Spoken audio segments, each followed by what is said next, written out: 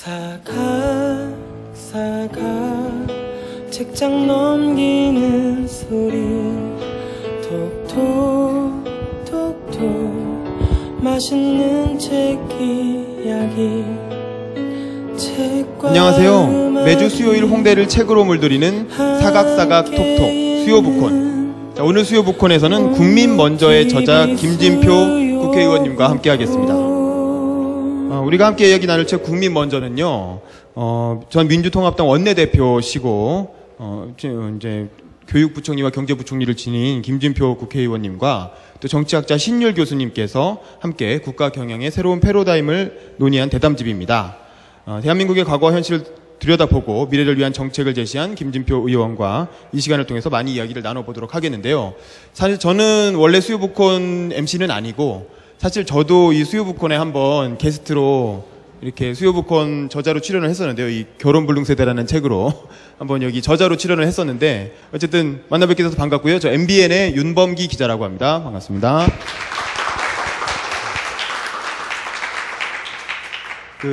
저는 수요북콘 두 번째 오는 건데요.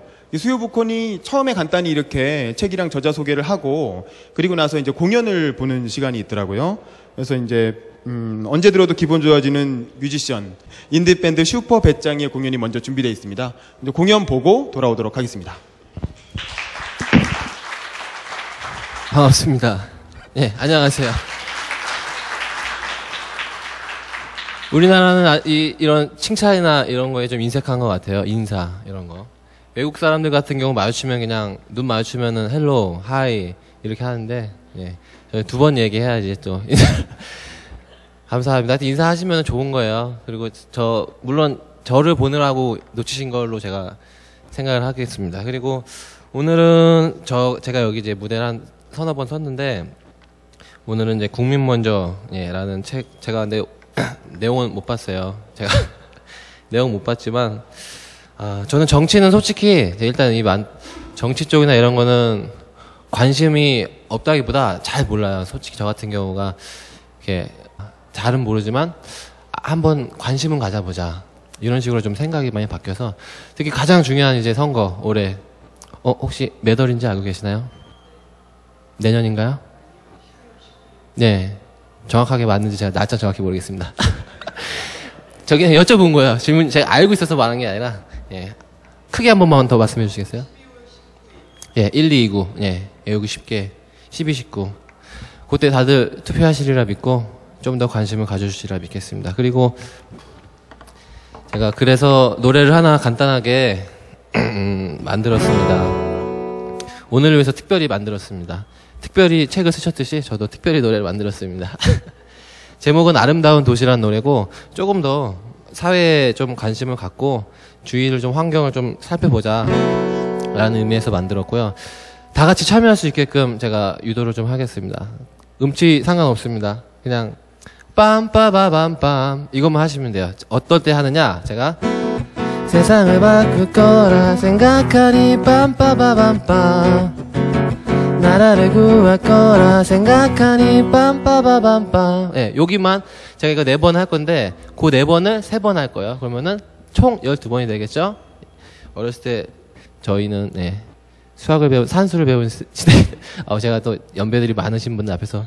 아무튼 빰빠바밤빰 한번 연습 한번 해보고 한번 가보도록 하겠습니다. 하나, 둘, 셋, 넷. 세상을 바꿀 거라 생각하니 빰빠바밤빰, 나라를 구할 거라 생각하니. 예, 좋습니다. 간단하죠? 빰빠바밤빰. 예, 왠지. 그리고 언제 또 이게 라이브에 또 하겠어요. 노래방 그 미디 소리보다 이렇게 라이브에 또 하는 게 코로 이렇게 같이 하시면서 호흡을 하시면 좀 좋을 것 같습니다. 주변 사람을 좀 더 생각하시고 관심을 갖자는 의미에서 만들었습니다. 아름다운 도시.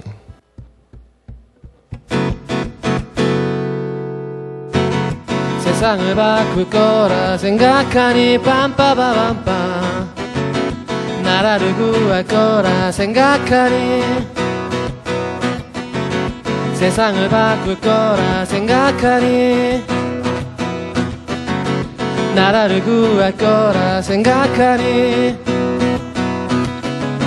성폭행에 매일매일 악몽으로 사는 여학생, 하루하루 상처가 늘어만 가는 남학생 돼지고기보다 비싼 상추값을 내야 하고 월급 대신 올라만 가는 물가에 목을 매네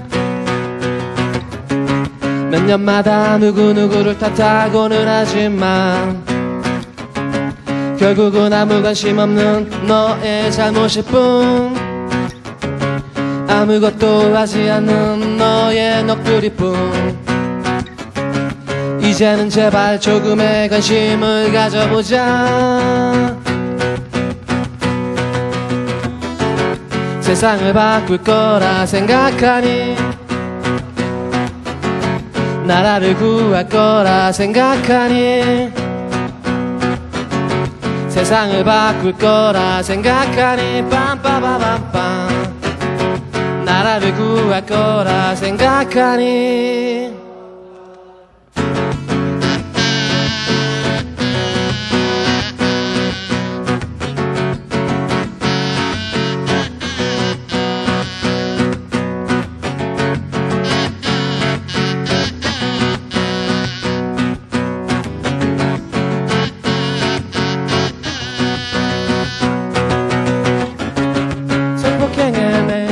악몽으로 사는 여학생 하루하루 상처가 늘어만 가는 남학생 돼지고기보다 비싼 상추값을 내야 하고 월급 대신 올라만 가는 높은 물가에 목을 매네 몇 년마다 누구누구를 탓하고는 하지만 결국은 아무 관심 없는 너의 잘못일 뿐 아무것도 하지 않은 너의 넋두리뿐 이제는 제발 조금의 관심을 가져보자 세상을 바꿀 거라 생각하니 나라를 구할 거라 생각하니 세상을 바꿀 거라 생각하니 나라를 구할 거라 생각하니 예 감사합니다. 깜빡했네요. 제가 멘트 하나 하고 안경을 벗으려고 그랬는데 요새 많이 웃을 일 없으시죠? 한번 제가 기분 좋게 미소를 날려드리겠습니다. 눈치채셨네. 예, 이게 저희 얼굴입니다. 너무 크게 오셨어요. 이 정도면은 각시타? 제가 유행을 선도하는. 네, 감사합니다. 저는 섹시한 밴드 웃지 마세요. 섹시한 밴드 슈퍼배짱이라 하고요. 저도 잘 듣겠습니다. 감사합니다.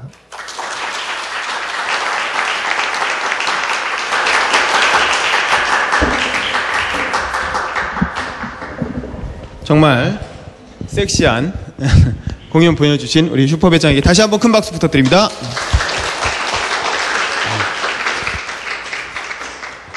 예, 지난 한 주 정말 많은 일이 있었습니다. 저는 사실 지난주에 제주도에 있었어요.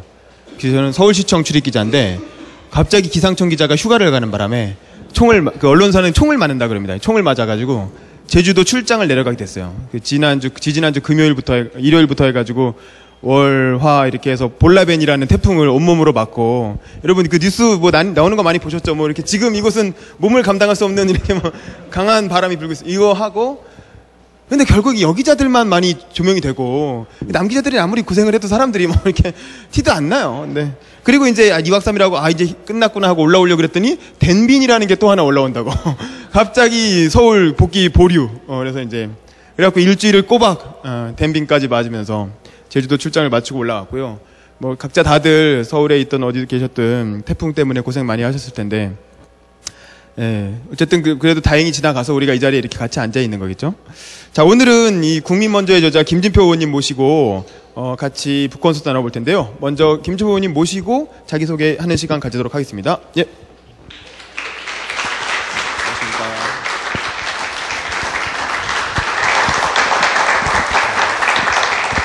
역시 어딜 가나 국회의원은 좀 남다른 포스가 있죠. 일단 얼굴도 좀 크시고, 항상 모임 조금 늦게 와주시고, 이제는, 뭐 남다르신 것 같습니다. 일단은, 준비된 소개 말씀이 있어요. 그래서 그거 같이 화면으로 보면서 이제 진행을 하도록 하겠습니다.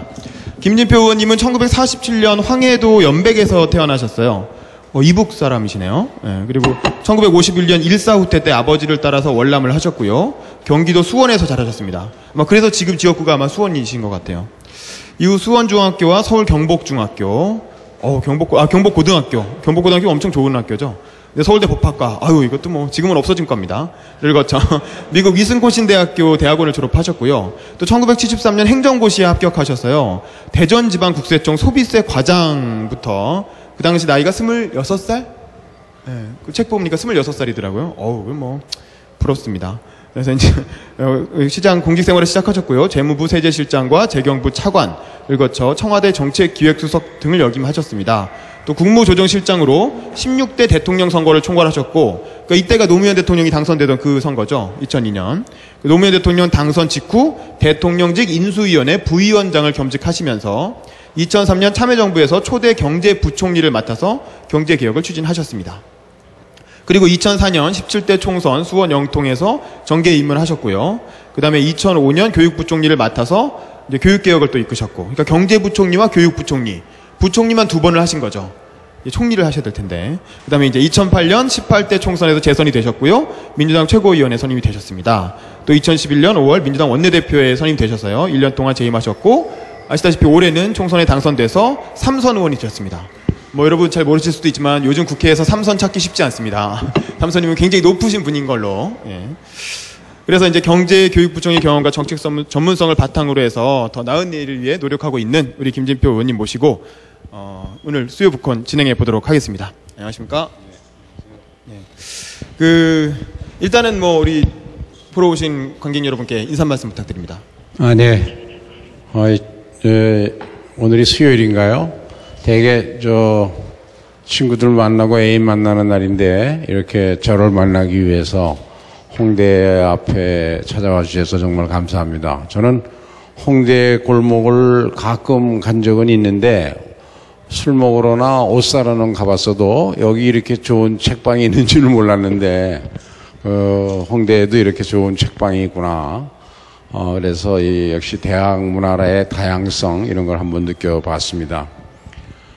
오늘 이제 제 책을 가지고 이 수요북콘에 등장한다 그래서 처음에는 그게 좀 안 해보던 건데 하다가 또 실수나 하는 거 아닌가 이런 생각했는데 와 보니까 분위기가 편안해서 참 좋습니다.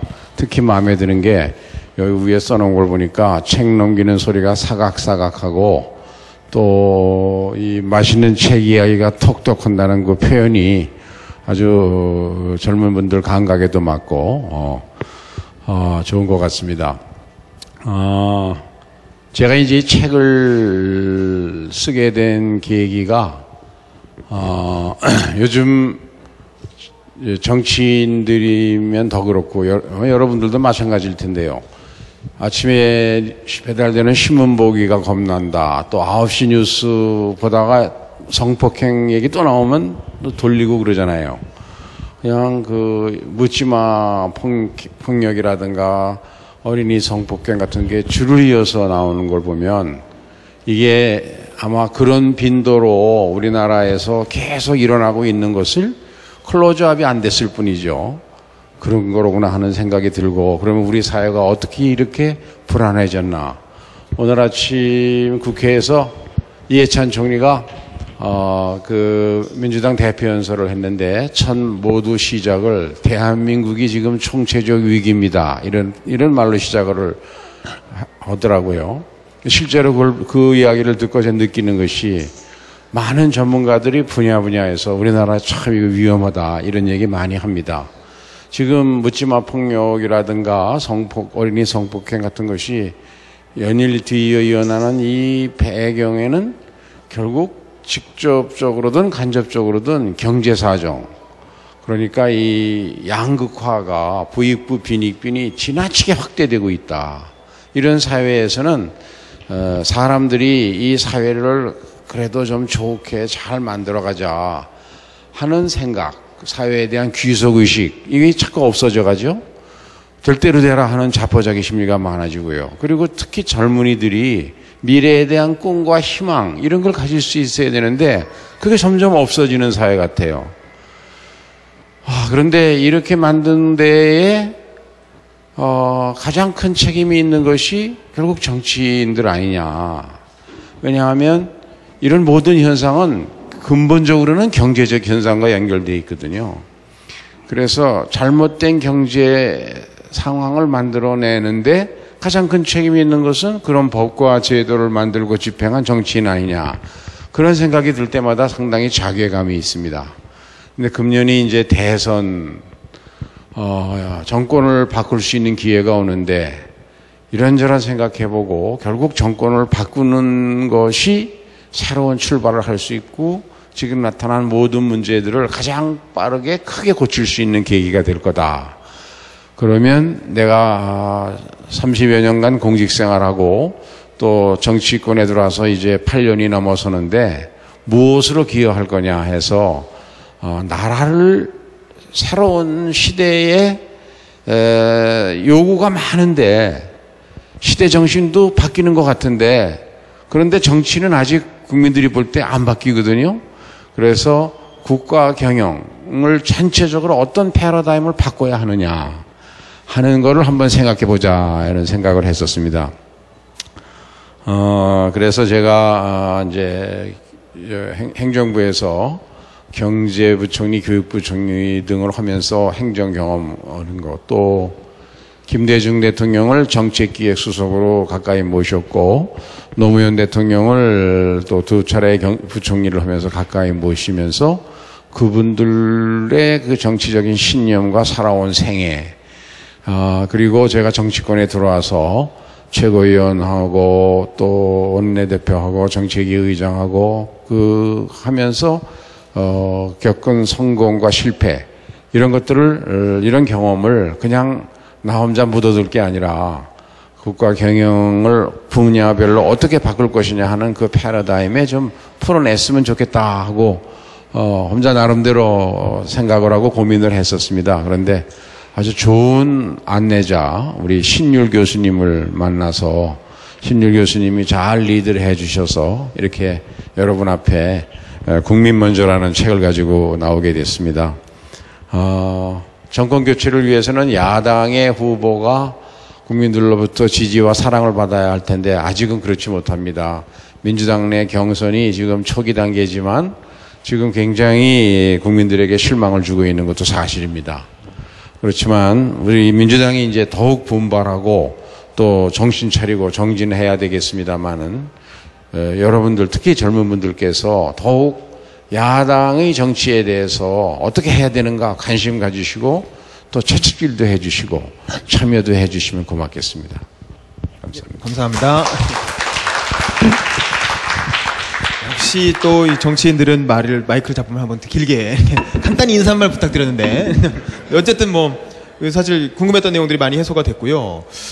사실 제가 이 책 방금 이렇게 저는 오늘 아침에 받았어요. 갑자기 퀵 서비스로 어제 해달라 요청이 와서 오늘 아침에 와가지고 그냥 급하게 한 3분의 2 정도는 읽었습니다. 빨리빨리 읽었죠. 제가 오늘 별로 할 일이 없었고 놀면서 열심히 읽었어요. 근데 보니까 출간된 날짜가 8월 1일이에요. 사실 대개 정치인들이 책을 내면 총선 앞두고 책을 내거든요. 총선이 4월이었으니까 3월이나 2월쯤 내서 그걸로 사실 후원금 이제 모금하고 사실상 그렇게 선거용 출판을 많이 하시는데 사실 선거 때도 아니고 더군다나 민주당에서는 지금 대선 경선이 또 한참 진행 중이고 또 대선은 또 12월에 다가오고 있고 되게 어떻게 보면 되게 백척간도에 되게 중요한 시기인데 이런 시기에 이런 책을 내신 특별한 이유가 있으신지 그것도 한번 여쭤보겠습니다. 예, 사실은 이제 그 국가 경영의 패러다임을 바꾼다는 생각을 구체적으로 하게 된 계기는 정치권에 들어오면서부터 꾸준히 주변에서 정치인들한테는 다 그런 유혹이 있을 겁니다. 그런데 이제 제가 경력을 다양하게 쌓고 그러다 보니까 특히 종교계에서 또 여야를 막론하고 주변에서 대통령 출마해라 도와주겠다 뭐 이런 이야기들을 많이 들었어요. 언론계에서도 그런 얘기하는 분들이 있었고 대통령 말고는 안 해본 게 별로 없으십니다. 그러다 보니까 이제 대통령 선거가 다가오니까 내가 출마를 하든 안 하든 하여간 국가 경영의 패러다임을 이 시점에서 한번 정리를 해볼 필요가 있겠다 해서 책은 혼자 구상을 많이 했었고, 그런데 이제 구체적으로 도와주신 것은 우리 신일 교수님하고 만나면서 구체적으로 책을 준비를 해서 출간은 8월에 했습니다만은 대개 6월에까지 다 마쳤습니다. 그 국민 먼저라는 제목은 누가 제안하신 건가요? 저와 신율 교수 또 이 책에 대해서 그 어드바이저 해주신 출판사 모두 고민하다가 그 제목을 찾았는데 아주 잘 찾은 것 같아요.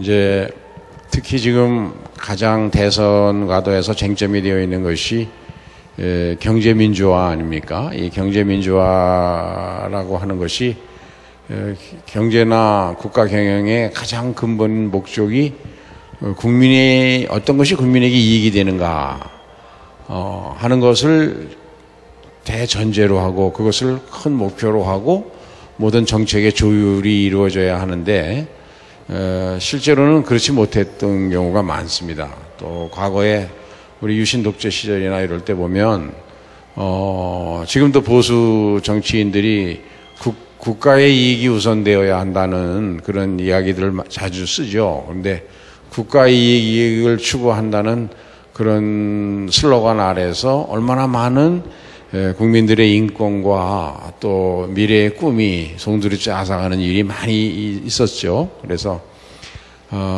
이제 우리 국민들이 정치 의식 수준이 굉장히 높아졌습니다. 우선 학력이 제가 주변에서 이렇게 보면 40대 이하는 대졸 아닌 사람이 거의 없는 것 같아요.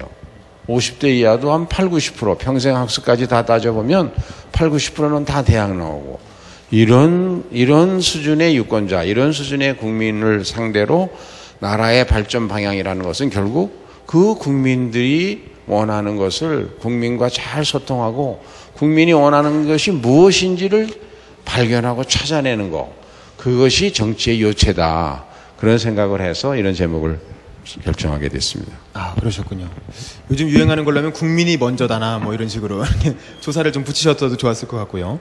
또 대담을 신율 교수님하고 하셨습니다. 신율 교수님 명지대 정외과 교수님이시고 저희 MBN 방송에도 뭐 거의 뭐 밥 먹듯이 출연하시는 저보다 더 많이 출연하시는 그런 분이신데 특별히 이제 뭐 여러 그 정치평론가들이 많이 있지만 신율 교수님과 대담을 하게 된 계기가 있으신가요? 네.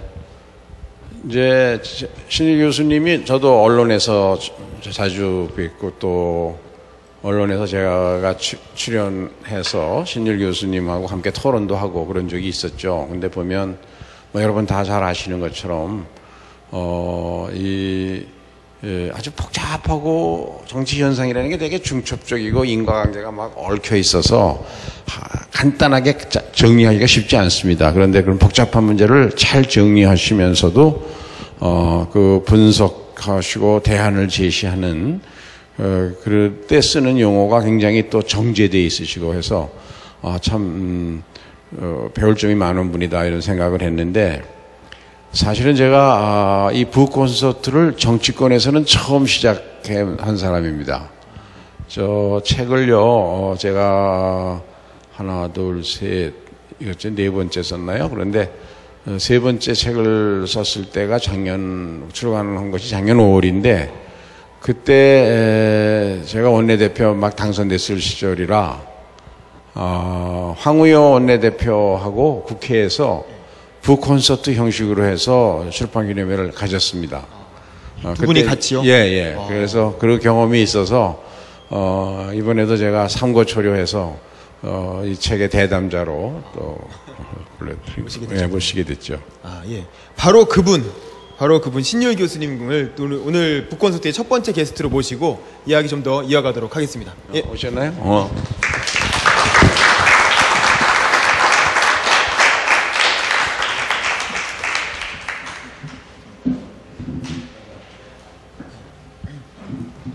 저 신율 교수님은 뭐 다들 아시겠지만 KBS 1TV 생방송 심야 토론과 또 CBS 라디오 시사잡기 오늘과 내일 프로그램을 진행하시면서 균형 잡힌 시각으로 첨예한 이슈들을 많이 다루고 계시고요.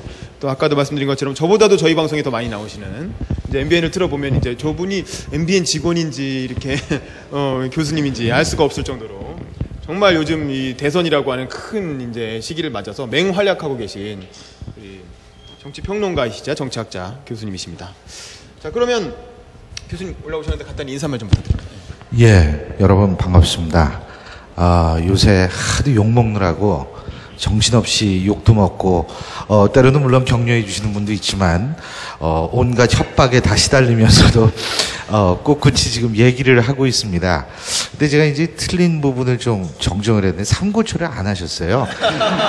한 번 말씀하셔가지고 이거 당연히 해야죠. 예, 그렇게 얘기했습니다. 예, 제가 뭐 그 대단한 사람이라고 김진표 의원님께서 부탁을 하시는데 제가 뭐 안 됩니다. 뭐 그리고 두 번 하고 세 번째 그럼 제가 한번 생각해 보겠습니다. 제가 뭐 이러겠습니까?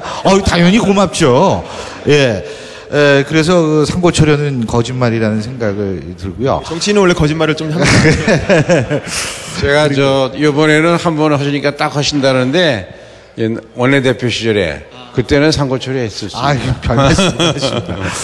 그리고 사실 여기 저 뒤에 앉아 계신 분인데 우리 박주필 대표님, 이 박 대표님이라고 그러면은요 박근혜 전 대표라고 생각을 하죠. 그래서 꼭 이름을 제가 여기 붙이는데 우리 박주필 대표께서 정말 또 이 책 나오는데 의무르양으로 수고를 굉장히 많이 해주신 것 같아요. 여기 잠깐 일어나 주시죠. 예.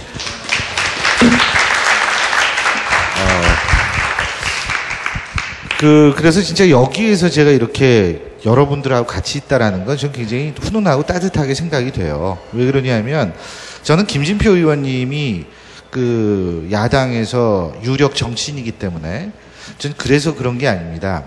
저 개인적으로 옆에 계시지만 저는 뭐 어디 가서든 눈치 안 보고 얘기하니까 그만큼 피곤하지만 이건 사실이에요. 김진표 의원님이 저는 사실 야당에서 꼭 필요한 존재라고 생각을 해요. 왜냐하면 이분은 중도 위기를 걷고 계시거든요. 근데 사실 제가 요새 욕먹고 협박받으면서도 느끼는 것이 뭐냐면 우리 사회가 너무 갈라져 있다는 거예요. 예? 우리 사회가 너무 갈라져 있고 갈라져 있기만 한 것이 아니라 이제는 증오까지 합니다. 이런 상태는 누군가에 의해서 전 종식이 돼야 된다라는 생각을 합니다. 그 종식을 시킬 수 있는 인물 야당에서 그리 많지가 않습니다. 근데 그 중에서 한 분이 저는 김진표 의원이라고 생각을 합니다.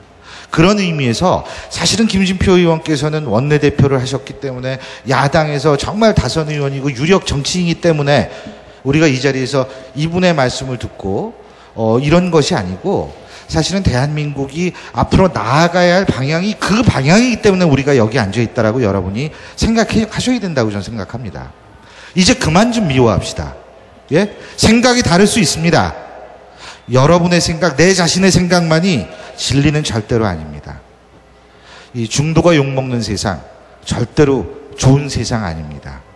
그렇기 때문에 저는 하지만 그럼에도 불구하고 꿋꿋이 정치 이 여정을 쭉 걸으시면서도 전혀 거기에 흔들림이 없는 김진표 의원님 같은 분이 전 그래서 굉장히 존경스러워요, 사실은. 지금 솔직히 민주당 경선도 또 시끄럽고 또 좀 아까 보니까 뭐 모바일 가지고 또 난리법석을 피던데 어쨌든 상황이 이럴수록 아마 욕도 많이 먹으셨다는 거 여러분 다 아시겠지만 그래도 꿋꿋이 자기의 길을 걷는다라는 것은 정치인으로 절대로 쉬운 선택이 아닙니다. 그런 의미에서 저는 이 자리에 앉을 수 있다는 게 참 행복합니다. 고맙습니다. 감사합니다. 사실 김진표 의원님에 대한 이제 안 그래도 이제 어떻게 생각하시는지 여쭤보려고 했는데 말씀을 해주셨잖아요. 이제 가장 중요한 게 중도적인 길을 가는 정치인이다 이렇게 소개를 해주셨어요. 근데 뭐 아시는 분은 아시고 사실은 젊은 분들은 잘 모르실 수도 있는데 사실 김진표 의원님이 별명이 있으세요. 별명이 엑스맨이라고 혹시 들어보셨나요? 엑스맨? 김진표 의원님 별명이 엑스맨입니다. 왜 엑스맨이냐면 이제 약간 진보 진영에서 아주 진보 뭐 선대인 뭐 이런 분들 경제 전문가 뭐 이렇게 약간 진보적인 논객들이 김진표 의원님이 민주당 옷을 입고 있지만 사실상 한나라당 편이다 뭐 이런 식으로 얘기하면서 엑스맨이라고 많이 비난을 했어요. 근데 사실 정치인이 사실 그런 욕 안 먹고 누가 욕 먹고 싶은 정치인이 어디 있겠습니까? 사실 욕 안 먹고 얼마든지 자기 지지층이 원하는 대로 하면서 편하게 정치할 수도 있을 텐데 그럼에도 불구하고 사실 그런 욕을 먹어가면서 뭐 엑스맨이다 뭐 여러 가지 있습니다. 근데 어쨌든 그 모피하다 뭐 이제 이런 그 먹어가면서도 어쨌든 꿋꿋하게 중도의 길을 가시는 데는 그럴 만한 이유가 있으신 것 같아요. 특히 이슈가 됐던 부분이 한미 FTA 문제라든가 혹은 이제 그거와 관련된 여야 협상 과정에서 한나라당이 무슨 합의를 해줬다라든가 뭐 그런 점 때문에 사실은 진보 진영에서도 너무 비판을 많이 받으셨는데 저 이번 기회에 좀 말씀을 좀 해주시죠. 뭐 그런 엑스맨 뭐 이런 거 어떻게 생각하시나요? 억울하지 않으신가요? 예, 저 방금 신율 교수님 말씀 있으셨는데 우리 정치가 요즘 국민들로부터 굉장히 불신을 받고 있잖아요. 안철수 현상에 대한 지지율이 박근혜 후보와 거의 비슷하니까요. 저는 그걸 안철수 개인에 대한 지지율이라고 생각하지 않습니다. 안철수 현상에 대한 지지율이죠. 그러니까 기존 정치에 대해서 엄청난 불만이 많은데 여러 가지 이유가 있는데 왜 이렇게 정치가 불신을 당할까? 가장 큰 것은 특히 이념 정말 해묵은 이념 대립으로 시작해서 그것이 아주 극한 대립으로 비춰져서 분열을 조장하는 그래서 이것이 하나의 진영 논리가 돼가지고 그 출발에서 우리 쪽이 아니다 그러면 그 사람의 모든 것을 비판하죠. 그런 정치는 정치의 본래의 역할은 어때야 되냐고 저는 생각하냐 하면 사회의 변화와 발전 과정에서 많은 대립과 갈등이 생길 수밖에 없거든요. 그런데 이게 법과 행정의 틀만으로 치유가 안 됩니다. 이것을 마지막으로 녹여내려면 정치라는 용광로 속에서 정치는 법과 행정이 할 수 없는 영역까지도 대화하고 토론하고 양보하면서 특히 선거라는 과정을 통해서 선거라는 가장 뜨거운 용광로 속에서 다 녹여낼 수 있거든요. 그러면 그것이 하나의 사회 발전의 에너지로 바꿔낼 수 있는 그게 정치의 아름다움이고 정치의 역할이고 멋인데 그런 정치가 과거에 우리나라에 있었거든요. 과거 정치에. 근데 어떻게 된 게 점점 정치가 이 작은 정치로 바뀌어가지고 정치 집단의 이익과 이해관계에 너무 따지다 보니까 이게 진영 논리로 바뀌어져 있다 그런 생각이 듭니다. 이것은 제가 아까 모두에 말씀드린 국민 먼저라고 하는 정치가 마땅히 가야 할 길로 보면 전혀 잘못된 것이죠. 가령 한미 FTA 같은 경우가 당시 총선이나 또 이런 야당의 대통합이라든가 이런 정치 상황에서는 야당을 묶어야 하는 하나의 끈으로 한미 FTA 무조건 반대 이런 게 정치적으로 필요했겠죠. 그러나 국민이 바보가 아닌 다음에 한미 FTA를 참여정부 때 시작을 했고 참여정부에서 사인을 했잖아요. 근본이. 그리고 저는 그때 경제부총리를 했기 때문에 우리나라는 신자유주의로 모든 FTA는 신자유주의가 실패한 것처럼 모든 FTA는 신자유주의의 산물이니까 무조건 다 배격되고 폐지되어야 한다라는 예를 들면 통합진보당의 그 논리에 대해서 저는 반대합니다. 우리는 국토의 부전 여건이 좁은 땅덩어리에 세계에서 가용 면적당 인구 밀도가 제일 높은 나라거든요. 그리고 남쪽에는 아무 자원도 없죠. 그런 나라에서는 교육을 통해서밖에 먹고 살 수 없는데 교육을 하는 데 있어서 국제 질서가 FTA가 우리에게 유리하면 우리가 적극적으로 만들어서라도 FTA를 해야죠. 그래서 제가 경제부총리 할 때는 한칠레 FTA를 국회에 비준하는데 무려 100조가 넘는 재정 지원을 해달라는 거예요, 국회에서. 그때 제가 국무회의에서 그 의견을 피력했습니다. 어차피 한칠레 FTA의 대책이나 또 다른 한미 FTA 대책이나 농업 분야는 같거든요. 그러면 어차피 할 거면 뭐 FTA를 할 수 있는 모든 나라와 다 다양화해서 추진해야 한다. 그래서 특히 한중국, 한일본과도 FTA를 다각적으로 추진하면 어떤 나라에는 창의되는 것이 어떤 나라에는 방패가 돼서 우리가 그것을 잘 섞어서 이용할 수가 있다. 가령 중국은 우리가 공업과 제조업, 서비스업, IT 산업에서는 우리가 굉장히 플러스가 되지만 농업은 엄청난 마이너스가 되죠. 그런데 일본은 전 세계에서 농산물을 가장 많이 수입하는 나라인데 우리나라는 일본 전체 농산물의 3%도 수출을 못하거든요. 그래서 이런 주장을 했었습니다. 그래가지고 한미 FTA가 저는 이제 1년 경제부총리하고 국회로 들어와서 직접적으로 그 교섭에는 안 임했지만 그 뒤에 이제 참여정부 말에 체결이 되어서 국회에서 그것을 당시 여당인 열린우리당이 중심이 돼서 비준하려고 노력했죠.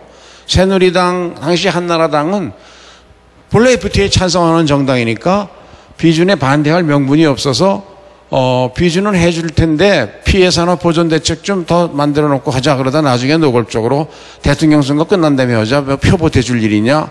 그래가지고 이게 안 됐던 거죠. 그런데 이제 MB 정부로 들어와가지고 오바마가 대통령 될 줄 몰랐잖아요. 오바마가 한미 FTA에 극력 반대했거든요. 철강 노동자들 자동차 산업 그것 때문에. 그래가지고 근데 오바마가 대통령이 되니까 노골적으로 압력을 행사할 수밖에 없죠. 미국의 국익을 위해서. 그래갖고 FTA를 다시 바꾸자. 근데 우리 정치권, 특히 우리 민주당은 반대했죠. 참여정부에서 한 그대로 해야지, 원안 통과해야지, 바꾸면 안 된다. 새누리당도 국민 앞에서 바꾼다 그럴 수 없으니까 안 바꾸겠다고 계속 하다가 한미 연평도 포격이 있고 한미 군사 협동 훈련하는 순간에 불과 20일 동안 협상해가지고 후다닥 바꿔버리고, 그런데 그 바꾼 결과가 엄청나게 우리에게 불리한 쪽으로 바뀌어져서 재협상의 결과가. 그래서 이 재협상된 대로의 비준은 안 된다. 그러니 재협상을 이걸 다시 해라. 다시 재협상을 해서 우리에게 유리하거나 적어도 이익의 균형이 서로 맞는 FTA로 바꿔라. 이게 우리 주장이었죠. 그리고 피해 산업에 대한 보존 대책은 다 철저히 강구해야 한다. 지극히 당연한 주장을 한 겁니다. 그런데 이제 원내대표라는 게 이제 때로는 어쩔 수 없이 욕을 먹어야 되는 경우도 있는데 우리 의총을 하면서 일부에 좀 과격한 진보적인 주장을 하는 의원들이 통합진보당뿐만 아니라 우리 당에도 몇 분이 계셨어요.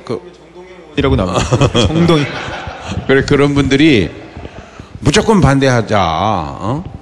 그래서 그런 쪽 의견이 많이 개진이 되더라고요. 그래서 제가 나가서 그렇게 얘기했습니다. 그럼 그렇게 결론을 냈습니까? 여러분 이견이 없이 무조건 반대할 거면 내일 본회의 끝나면, 그게 아마 10월 하순인가 그랬을 거예요, 작년. 본회의 끝나면 본회의장을 점령합시다. 우리 88석 갖고는 무조건 반대를 성공시킬 방법이 없습니다. 그러니까 그때부터 이게 연말이 될지 내년 4월이 될지 그때까지 버티는 수밖에 없다. 그랬더니 그건 아니고 협상은 하라 이거예요. 아니, 협상을 하면 새누리당이 바보가 아닌데 그 말은 무조건 반대할 건데 협상을 해서 얻어낼 건 얻어내라 이런 거예요. 그건 뭐냐 하면 피해 산업 보존 대책도 얻어내고 모두 얻어내고, 그건 뭐냐 하면 상대방을 속이는 협상을 하라는 얘기 아니에요. 그렇죠? 그거 어떻게 그 말이 되냐. 그래가지고 이제 결국 그런 한계 속에서 협상을 해서 중소기업, 골목상점을 위한 대책은 다 얻어놨습니다. 이제 새누리당 입장에서는 선거를 앞두고 폭력적 방해가 있는 속에서 통과시켰을 때 입는 정치적 데미지를 피해야 되니까 가능하면 양보하려고 우리한테 해갖고 그걸 이용해서 다 이제 얻어낸 거죠.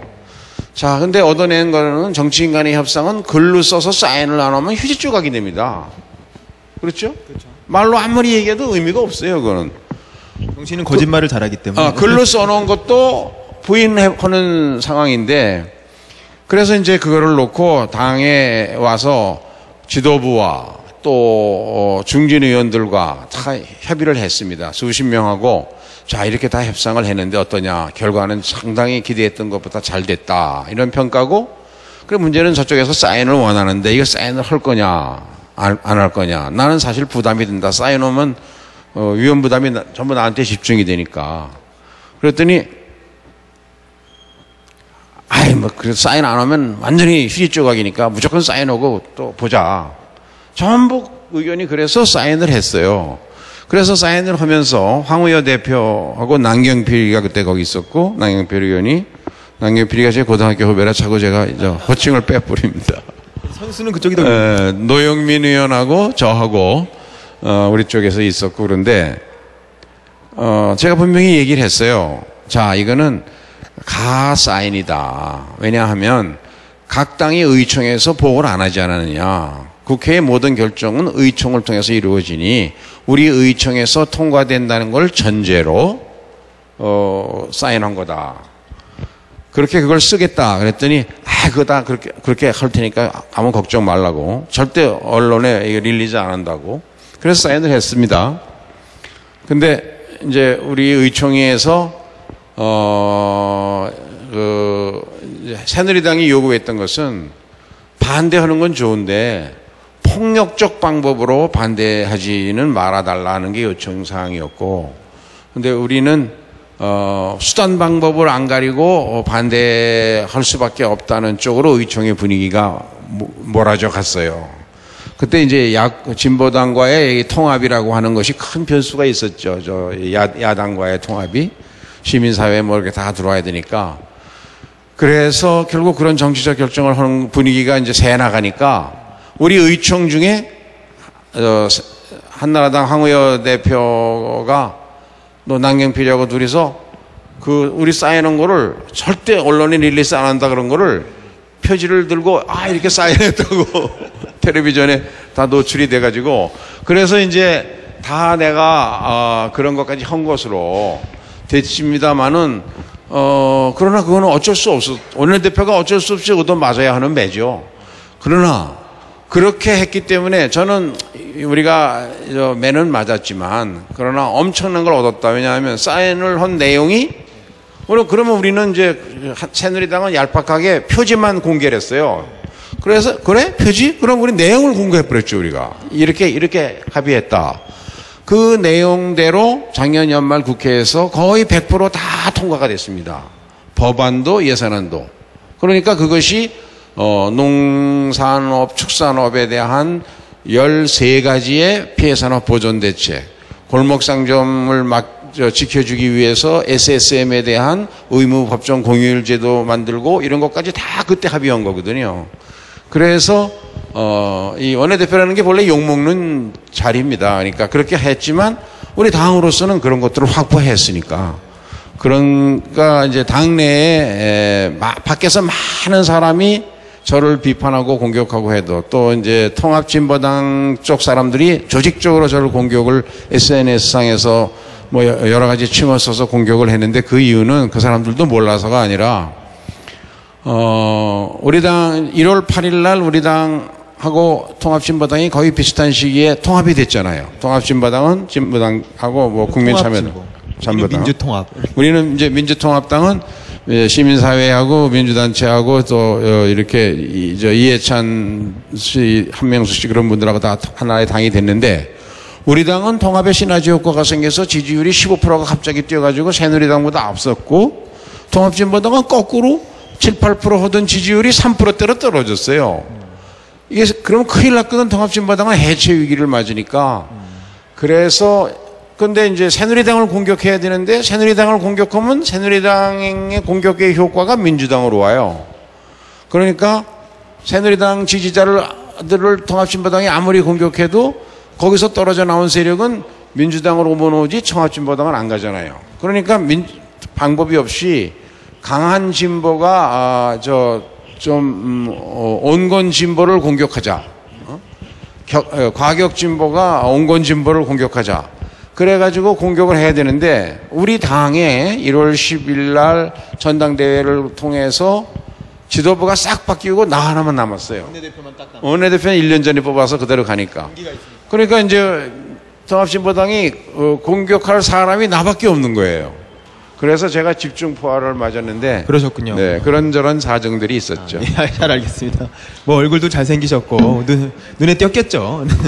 그런 걸로 생각하고요. 그다음에 그 신율 교수님 이 책의 내용을 사실은 대담을 같이 쭉 진행을 하셨잖아요. 얼마나 걸리셨나요? 이 대담 진행하는데?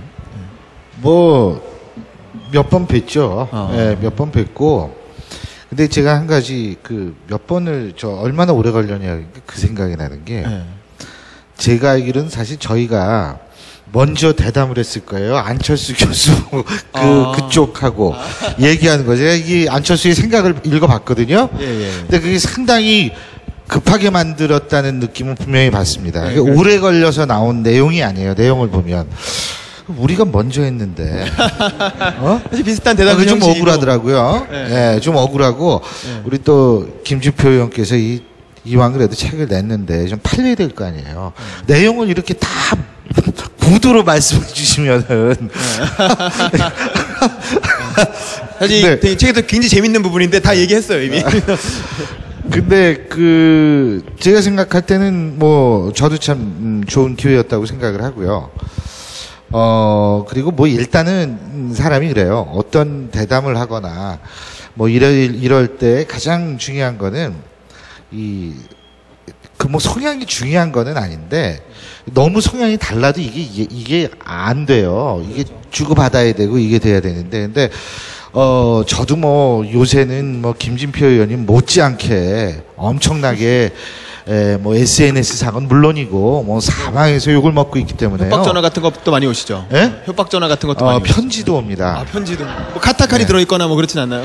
뭐 그렇지는 않는데 하여간 그래서 근데 저는 그런 면에 있어서는 그리고 사실은 전 뭐냐면 우리 사회에서 침묵하는 다수로 좀 믿어요. 그 힘이 굉장히 중요하다고 생각합니다. 그리고 침묵하는 다수는 합리적 선택을 하는 다수라고 생각해요. 합리적 선택을 하는 다수가 있기 때문에 그래도 문제가 있지만 대한민국이 여기까지 굴러왔다고 생각합니다. 만일 합리적 선택하는 다수가 없었다면 우리나라 이상한 데로 빠졌을 거예요. 우리 성질 불같잖아요. 여러분 생각해 보세요.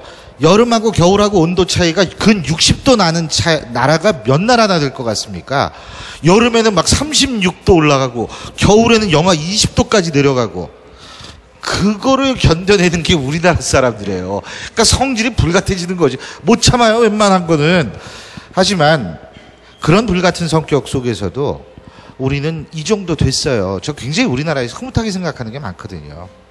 그렇기 때문에 저는 합리적인 다수, 합리적 선택을 할 수 있는 다수가 있기 때문에 앞으로 뭐 저도 그렇습니다만 김진표 의원님 같이 이 중도적인 인물들이 저는 계속 우리 정치권에서 좀 굉장히 중요한 역할을 해야만 하고 할 수 있다고 생각해요.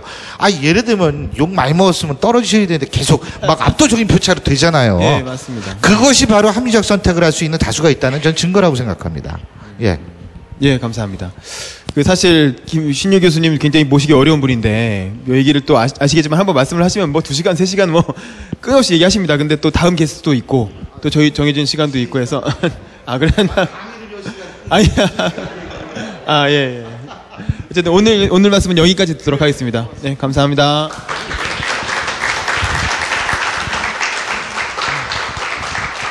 네, 그러면 이제 신율 교수님에 의해서 다음 게스트 소개를 드리겠는데요. 또 오늘은 이제 또 이렇게 정치인은 정치인인데 조금 이상한 정치인입니다. 얼굴도 작고 이렇게 나이도 어리고 예쁘게 생긴 우리 민주통합당의 정은혜 부대변인 모시고 이야기 나눠보겠습니다. 네. 여기 사진 나오고 있죠? 네. 민주통합당 부대변인이고요. 다준다 청년정치연구소 부소장을 하고 계시고 뭐 아시는 분은 아시겠지만 이번 지난 총선에서 완전히 흥행 실패한 민주통합당 청년비례대표 경선에 출마해서 비례대표 27번을 받으셨어요. 그래서 아마 앞에 있는 국회의원이 6명만 사퇴하시면 국회의원이 되실 수도 있는 그런 이제 빨리 집권을 해서 장관으로 많이 가셔야 되겠죠. 그래야 이제 국회의원이 될 수 있는 우리 정은혜 부대변인입니다. 안녕하십니까? 예, 안녕하세요. 민주통합당 부대변인 정은혜입니다. 예, 만나서 반갑습니다. 저도 개인적으로 조금 아는 후배인데 요즘 뭐 잘 되길 바라고 있고요. 그 요즘 어떻게 많이 바쁘시죠? 근황이 어떠셨나요?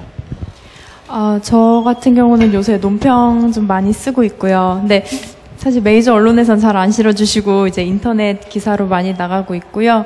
그리고 지금 민주통합당이 지금 대선 예비 후보들이 경선을 하러 전국을 돌아다니고 계십니다. 그래서 저도 전국 갈 때 같이 가서 이제 좀 기자분들 함께 관리하고 뭐 그런 일 하고 있습니다. 그 평소 당내에서 보는 우리 김진표 의원님은 어떤 분이셨나요? 네. 사실 저도 그 전에 그냥 뭐 SNS 상에서 아까 말씀하신 대로 김진표 의원님 하면 엑스맨? 그게 아예 이렇게 약간 세뇌가 된 것처럼 막 바로바로 떠올랐어요. 그래서 이번에 청년비례 되고 나서도 이제 최고위 들어가서도 인사도 많이 드렸고, 근데 항상 저를 뵐 때마다 이렇게 반갑게 인사해 주시고, 제가 나이도 어린데도 이렇게 존댓말 해주시고, 늘 인사 먼저 해주시고, 그래서 내가 언론에서 봤을 때는 완전 거의 사악한 이제 이제 음모를 꾸미고 있을 것 네, 같은데. 민주당 내에서 약간 그런 분이 아닐까 생각했었는데 네, 굉장히 다른 면을 보게 되었고요. 특히 오늘 책을 읽으면서 저도 느꼈던 게 이상하다. 이거 보통 의원님들 이제 총선 전에 많이 내시고 아니면 대선을 생각하셨나. 거기 책에 보면 이제 권력 구조를 바꾸는 것, 교육제도 바꾸는 것, 남북 관계에서 보편적 복지까지 다 나와 있는 거예요. 아까 말씀하신 대로 그 안철수 원장님이 내셨던 그런 모든 총 담론이 다 나와 있어서 이런 책을 내가 왜 진작 읽지 못했지, 이런 고민을 하고 계셨던 분이 우리 당에 계셨구나 하는 생각을 해봤습니다. 8월 1일에 나왔기 때문에 진작 읽을 수가 없었어요. 그 의원님은 정은혜 부대변인 평소에 어떻게 보셨나요? 제가 이제 그 당내에서 작년부터 선학교 대표 시절부터 우리 당이 가장 지금 총선에 이기기 위해서 필요한 것이 청년 비례대표 제도다. 이걸 제일 먼저 주장을 했었어요. 그리고 지속적으로 주장을 하고 공개적인 자리에서도 계속하고, 그래서 이제 지금 이제 청년 비례대표로 두 분이 이제 국회의원이 되셨죠. 그리고 한 분이 최고위원인가? 한 분이 최고위원이고 되고 그랬는데, 사실은 제가 이야기했던 시점에 작년 초에 제가 이야기했던 방법대로 저는 아주 지역별로 폭넓게 후보를 추천을 네티즌들로부터 받고 그 후보들 간의 투표를 통해서 이 나가수식으로 지역에서부터 올라와 가지고 전국적으로 와갖고 전국에서 한 10명 정도를 놓고 전국 투표를 하자. 그래갖고 이걸 굉장히 붐을 일으키자는 주장이었는데, 우리 당이 이제 이 통합에 너무 신경을 쓰다 보니까 이 부분은 프로그램을 자꾸 뒤로 미루다가 보니까 시간을 짧게 해갖고 졸속적으로 이렇게 하다 보니까 국민의 관심을 얻으려는데 실패를 했어요. 근데 하지만 그래도 제가 해보니까 좋은 분들을 많이 만났어요. 저는 우리 이제 정부 대변인이나 또 우리 국회의원 되신 분들 김광진, 장하나 두 분 말고도 정 대변인, 또 한 분 안상현 부대변인, 안상현 부대변인, 네 분이 우리 최종 선발이 됐는데 참 아까운 분들이다 그런 생각하고요. 그런데 이제 정당이라고 하는 것이 다양한 국민 계층의 그 목소리를 그대로 여과 없이 잘 반영할 수 있어야 되거든요.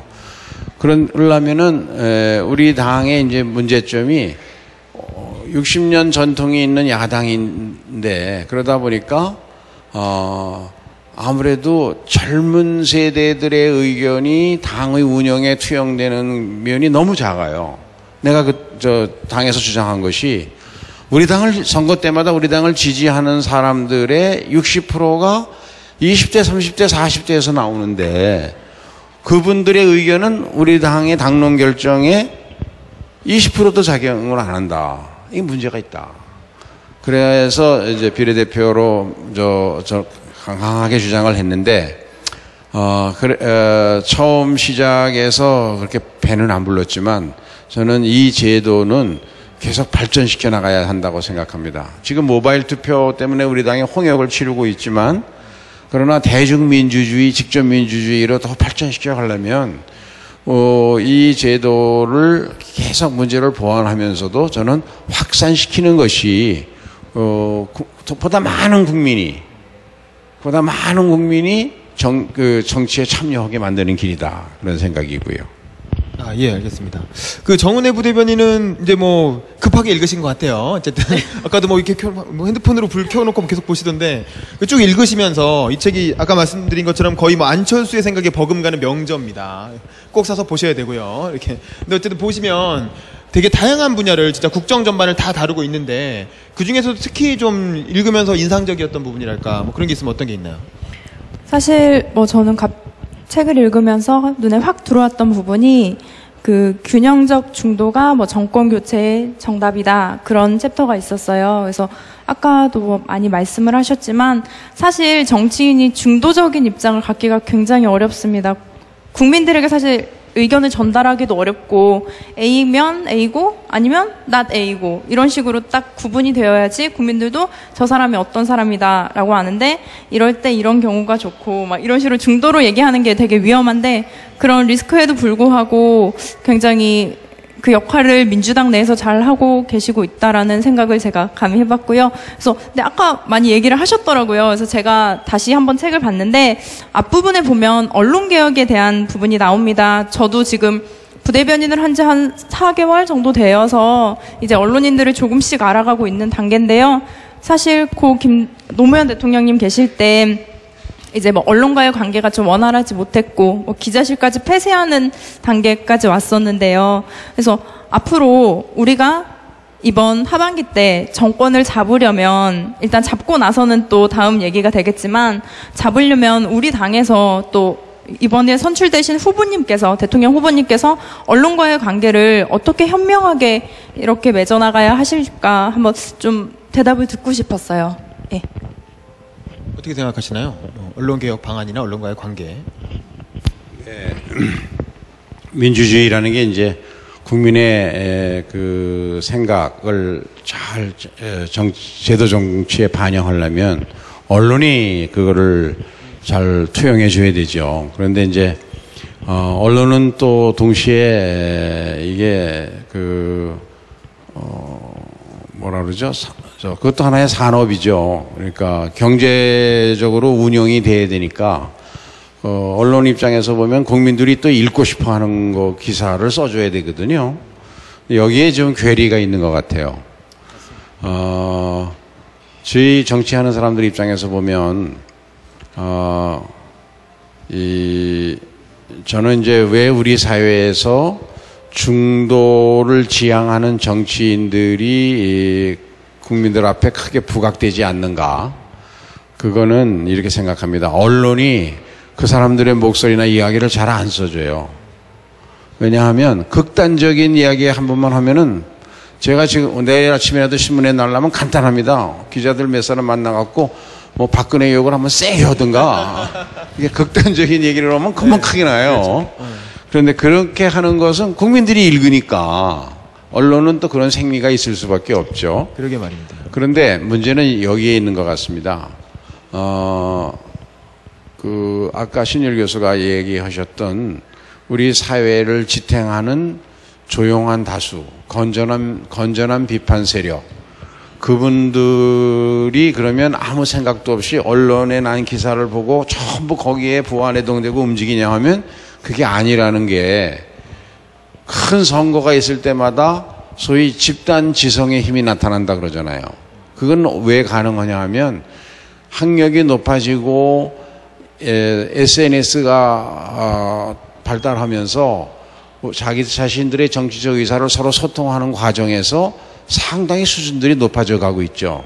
여기에 저는 이제 언론이 조금 보도의 톤을 좀 바꿔줬으면 하는 것이 우리 사회가 양극단은 뜨고 중도가 가라앉아 있는 가장 큰 이유는 정치가 모든 쟁점이 총론 위주의 싸움만 합니다. 총론에서 그러니까 저 사람은 보수, 꼴통 보수야. 이거는 뭐라 그러죠? 진보를 보고 뭐라 그러죠? 빨갱이, 좌빨이야, 좌빨, 뭐 이렇게 하고 딱 그걸로 구분하면 그 사람 얘기는 들으려고 하지도 않고 그 사람 얘기는 모두 그런 거예요. 이게 일종의 진영 논리고 극한 이념 대립이거든요. 그러면 사회가 발전할 수 없죠. 각 분야별로 보수 쪽 입장에서도 진보가 주장하는 것을 듣고 필요한 걸 선택해야 하고, 진보 쪽 입장에서도 마찬가지죠. 보수 쪽의 현실론이 필요한 건 받아들여야 되죠. 그래야 국민들이 불안하지가 않고 선택을 하잖아요. 그래서 보면 미국의 민주당과 공화당의 대선전을 보면 뭐 미국 대통령 선거에서 이렇게 시시콜콜한 걸 갖고 이렇게 오랫동안 토론하나 할 정도로 미국의 그 TV 토론, 대선 주자들 간의 토론하는 거 보면 아주 구체적인 이슈를 가지고 토론하거든요. 유럽은 더 그렇습니다. 그 왜 그런가 하면 생활 정치니까요. 생활 정치에서 저 정당과 이 정당이 그 근무 시간제, 노동의 조건, 또 뭐 건강 무료 보험의 여러 가지 정부로부터의 급부 이런 거에 관해서 어떤 것이 나에게 도움이 되는가, 어떤 것이 나에게 손해가 되는가, 이런 것들을 중심으로 판단하게 하거든요. 그래서 우리 정치도 이제 총론은 다 비슷합니다. 다 합니다. 박근혜도 뭐 보편적 복지 한다 그러잖아요, 요새. 뭐 무상보육도 하고 뭐 반값 등록금도 한다 그러죠. 민주당이 한다고 주장 2년 동안 해올 때 처음에는 전부 뭐 포퓰리즘이라고 비난하다가 2년 지나니까 지금 박근혜 정책에 다 들어가 버렸어요. 그런데 중요한 건 실천 의지와 구체적인 법과 예산으로 어떻게 하겠다는 것인지 강론이 중요하죠. 그래서 그 강론을 좀 더 토론하고 싶은데, 강론을 들어가서 열심히 토론하면 중도의 생각을 가진 사람들이 국민들로부터 지지를 받을 겁니다. 그런데 우리 언론이 강론 이거 쓰면 야 이게 복잡한데 이거 누가 봐, 이게 너무 제가 이해가 어렵잖아. 안 됩니다. 제가 이해가 안 됩니다. 이러고 안 써요. 그래서 이제 SNS 상에서는 그런 것들이 소개가 되니까 그래도 SNS 상에 있는 분들은 많이 내용을 아는 거죠. 그래서 우리 언론이 좀 더 강론을 자세히 소개하는 그런 정치가 이번 대선 국면에서부터 좀 나타났으면 좋겠다. 그러면 언론에 대한 불만 이런 것도 많이 가실 거고, 그리고 그러니까 이제 우리 국민들도 그런 언론을 선택해서 자꾸 읽고 봐야죠. 그게 필요한 것 같습니다. MBN을 많이 봐주시고요. 그런 언론이 되도록 노력하겠습니다. 그다음에 이제 또 마침 정은혜 부대변인 나와 있으니까 마지막으로 이것 꼭 여쭤보고 싶은데요. 제가 낸 책이 결혼불능 세대라는 책이라 그랬잖아요. 여기 보면 이게 대학생들이 등록금 마련하기 힘들지만 겨우겨우 대학 졸업하고 겨우겨우 취업했는데 사실 또 결혼의 문턱을 넘기가 굉장히 힘들어요. 아시겠지만 집값도 너무 비싸고, 또 이제 하고 나면은 억지로 결혼하고 나면 또 애 낳으려고 보면 애 키우기가 너무 힘들고, 그냥 산후조리원부터 시작해가지고 내야 될 게 엄청나게 많습니다. 분유값도 비싸고. 이렇게 청년들이 너무 결혼하기 힘들다 보니까 아예 결혼을 포기하거나 아니면 아예 비정규직이거나 월세 살거나 그런 청년들은 아예 결혼 자체를 못하는 그런 이제 계급으로 이렇게 편입돼 버리는 그런 느낌도 들거든요. 저는 그런 느낌 때문에 이런 책을 썼는데, 경제민주화도 굉장히 많이 강조를 하셨는데, 이 청년들이 좀 더 결혼하기 좋은 세상을 만들기 위해서는 이 어떤 정책, 아까 강론 강조하셨으니까 어떤 게 필요할까요? 정은혜 분이 어떻게 생각하시는지 간단히 한 말씀만 듣고. 얼마 전에 지난달에 장남께서 또 결혼하셨다고 제가 그래서 집은 사주셨겠죠? 사실 저는 이제 부럽습니다. 부대변인을 하기 때문에 당대표님 일정을 보게 되거든요. 그래서 일정에 김진표 의원 장남 결혼식 이렇게 써 있는데, 저는 그거 딱 보는 순간 부럽다 이런 생각 정말 확 들었어요. 사실 정은혜 부대변인도 31살. 아니야, 30살이에요. 네, 죄송합니다. 30대. 사실 저도 되게 결혼하고 싶다라는 생각을 요새 많이 하거든요. 근데 일단 남자도 없지만, 근데 중요한 건 사실 결혼해서 눈이 높아요, 눈이 높아. 아니요, 그건 아니에요. 근데 일단 같이 살 수 있는, 정말 어떻게 보면 방 하나라도 그런 공간 마련하는 것 자체가 어렵고, 요즘 정말 문제가 되고 있지만 범죄 같은 경우도 조금 다세대 주택 이런 데서도 많이 일어나니까, 사실 그게 나는 아파트 살 거야 이런 생각이 아니라 저도 좀 안전한 지역에서 살고 싶고 그런 지역에서 아이를 키우면서 유치원 왔다 갔다 할 때도 건강하게 아이가 다닐 수 있는 그런 곳에서 시작을 하고 싶다라는 생각이 되게 크거든요. 근데 그런 어떤 구체적인 방안, 아까 말한 뭐 그런 거 생각하신 게 있는지. 네. 참 힘든 상황이죠, 지금. 저희 아이가 지난 9월 1일 날 결혼을 했습니다. 근데 36살에 우리 나이로. 제가 동갑. 신부는 35살이고요. 둘이 7년 전에 같은 직장에서 근무했는데, 그때 결혼했으면 7년 전에 해서 벌써 손주를 둘 낳았을 텐데, 그때 이제, 그 회사가 없어졌어요.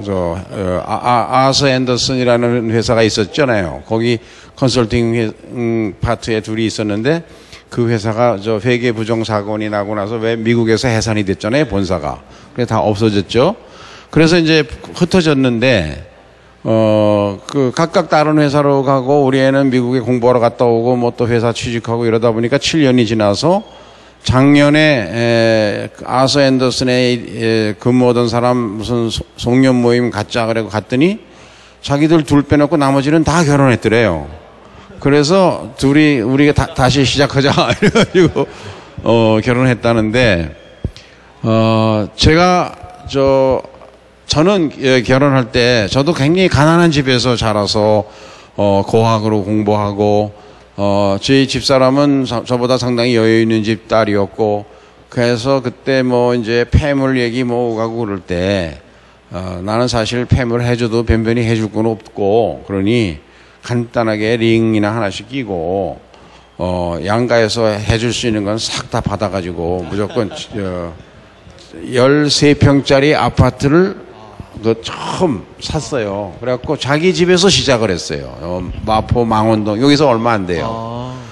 그래서 그걸 갖고 시작을 했기 때문에 그래도 그 부동산 가격이 그렇게 뛸 때 네. 경제적으로 안정할 수 있었거든요. 그래서 내가 그 이야기를 후배들한테 또 부하들한테 결혼하려고 그러면 반드시 폐물 그런 거 쓸데없는 거 예단 이런 데 신경 쓰지 말고 무조건 설득해서 자기 집을 갖고 시작해라. 한국에서는 그게 필수적이다. 네.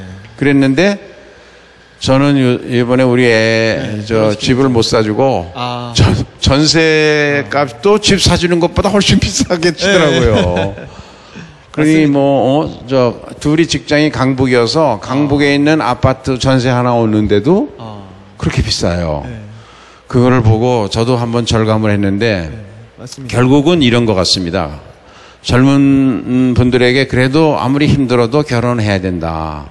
그래서 제가 좀 수정해야 되는데 자기 집을 갖고 사는 것은 사실상 수도권에서는 힘들 것 같아요.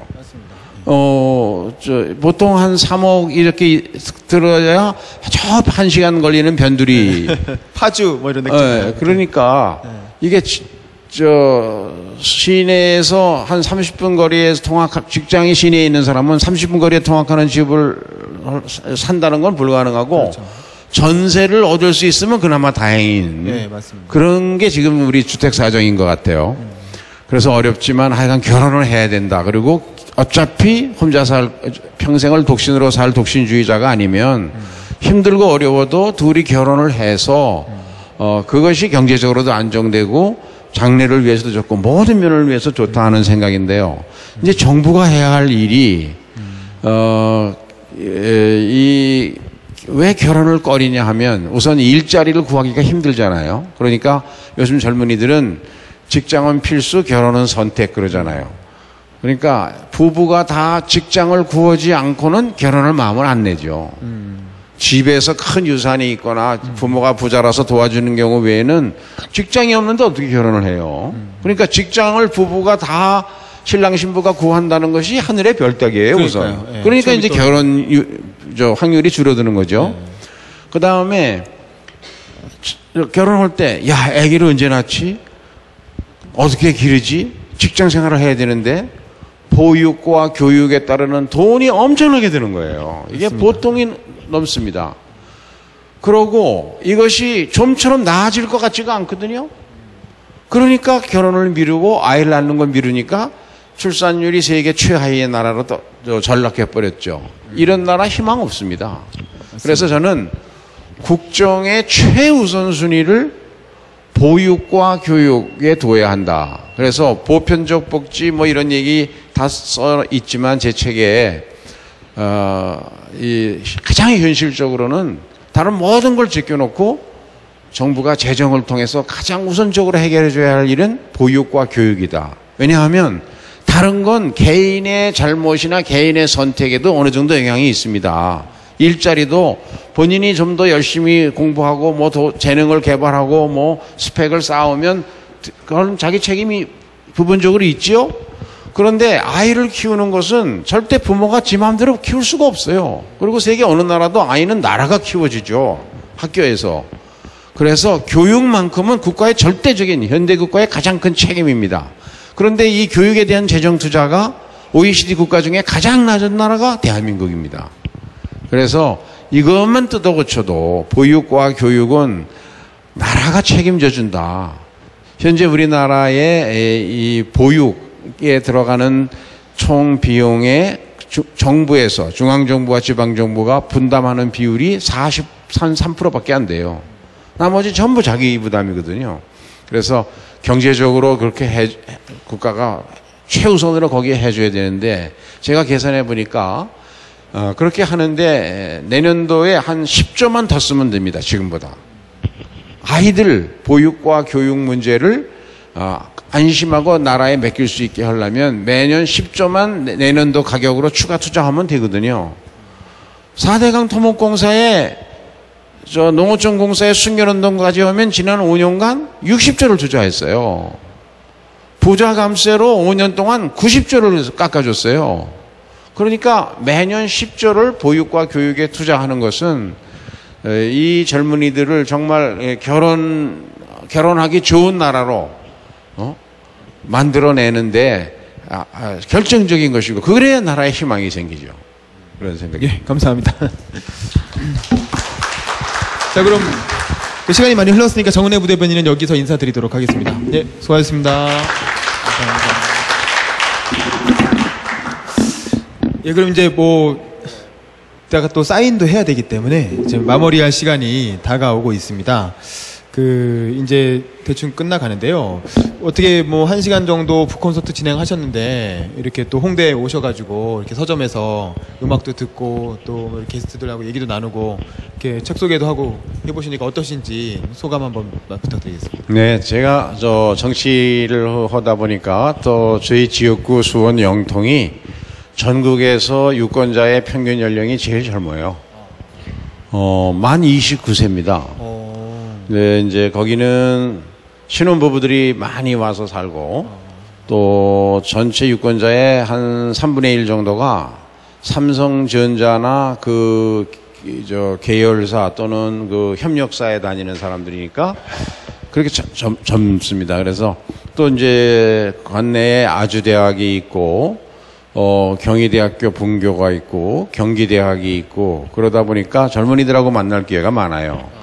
가끔 같이 번개 쳐서 등산도 하고 영화 구경도 가고 같이 호프집에서 호프도 한잔하고 이렇게 대화를 많이 하는데 이렇게 맥주잔 앞에 놓고 대화하는 것보다 이렇게 책을 주제로 얘기하는 게 훨씬 더 생산적인 대화가 되는 것 같아서 오늘 아주 분위기가 저는 좋게 느끼는데 여러분들한테 구체적인 도움이 됐을지 모르겠습니다. 예, 그러면 오늘 마무리할 시간이 다 됐는데요. 이 수요북콘에서는 꼭 빠지지 않는 이렇게 내용이 있는데, 책의 되게 좋은 부분을 같이 읽어보는 낭독하는 시간이 있습니다. 낭독은 제가 할 거고요. 그다음에 이제 저자님도 일부 낭독하시고, 그러면 이제 그 부분을 여기 띄워주시면 같이 낭독을 하면서 마무리를 하도록 하겠습니다. 제가 읽어야 될 부분은 책의 13에서 14쪽에 나오는 부분이에요. 신율 교수님의 서문입니다. 많은 정치인들이 보국안민과 경세재민을 외치곤 한다. 각각 나란 일을 도와 백성을 편안케 한다. 세상 일을 잘 다스려 백성을 구한다는 뜻이다. 그러나 내가 만난 김진표의 신념은 그 순서를 바꾸어 인민보국과 재민경세다. 안민보국과 재민경세. 글자 순서만 바꾼 것 같지만 여기엔 중요한 패러다임의 전환이 깃들어 있다. 국민을 편안하게 하고 어려운 국민을 구하는 것이 최우선이라는 것. 나란 일 또는 세상을 바꾸는 일이란 바로 그것 외에 다른 그 무엇도 아니라는 것. 마침 대선 주자들 대부분이 국민을 그 어느 때보다 강조하고 있다. 국가의 이익으로서의 막연하고 추상적이며 거대한 국익이 아니라 국민 한 사람 한 사람의 행복과 이익으로서의 민익이 화두이자 시대정신이 되고 있는 것이다. 국익에서 민익으로의 패러다임 전환을 어떤 정책 비전과 프로그램을 갖고 이끌 것인가? 민익을 확보하기 위한 정책 분야별 방향과 대안은 무엇인가? 전체적으로 내가 던진 질문의 방향은 바로 그것이며 김진표 전 원내대표는 그러한 질문에 대해 답을 제시했다. 물론 그 답은 결코 확정되거나 완결된 답이 아닐 것이다. 많은 사람들이 공감하며 함께 이뤄나가기 위해 노력하는 과정에서 완성되어 나가는 답. 요컨대 함께 열어가야 할 길로서의 답일 것이다. 희망에 관한 류신의 유명한 글귀를 새삼 떠올려 본다. 희망이란 본래 있다고도 할 수 없고 없다고도 할 수 없다. 그것은 땅 위의 길과 같다. 본래 땅 위에는 길이 없었다. 걸어가는 사람이 많아지면 그것이 곧 길이 되는 것이다.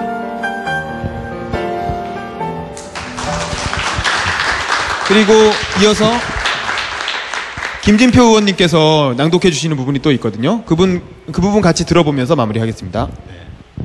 제가 읽을 책은 제가 쓴 그 서문의 9페이지 마지막 하단부터입니다. 나는 꿈꾼다. 국민 다수의 건전한 상식이 바로 서는 사회, 중도와 균형의 가치가 중심을 잡는 사회를 꿈꾼다. 나는 소망한다. 제왕적이고 독단적인 불통의 권위주의 리더십이 아니라 늘 대화하고 조율하며 배려하는 컨덕터형 리더십이 우리나라를 이끌기를 소망한다. 이러한 꿈과 소망은 국민 먼저의 가치와 원칙에 바탕을 둔다. 많은 정치인들이 국익, 즉 국가의 이익을 외쳐왔지만 그것은 통계상의 숫자였을 뿐 실제로 국민의 이익과는 별 상관이 없었다. 이제 국익은 국민 생활의 구체적인 향상으로 나타나는 국민 한 사람 한 사람의 이익이어야 한다. 국가 우선의 시대에서 국민 우선의 시대로, 요컨대 국민 먼저의 시대로 패러다임이 크게 바뀌고 있다. 정치를 위한 정책이 아니라 정책을 위한 정치, 국민 먼저의 가치 실현을 위한 정치가 나의 일관된 소신이자 꾸준한 실천이었으며 앞으로도 이에는 변함이 없을 것이다.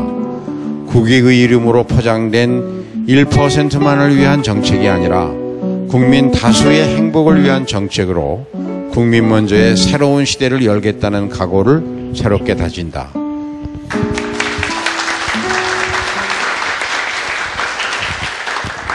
자, 저희가 준비한 행사는 다 끝났는데요. 혹시 플로어에서 그래도 질문 꼭 이렇게 의원님 뵌 김에 하고 싶다.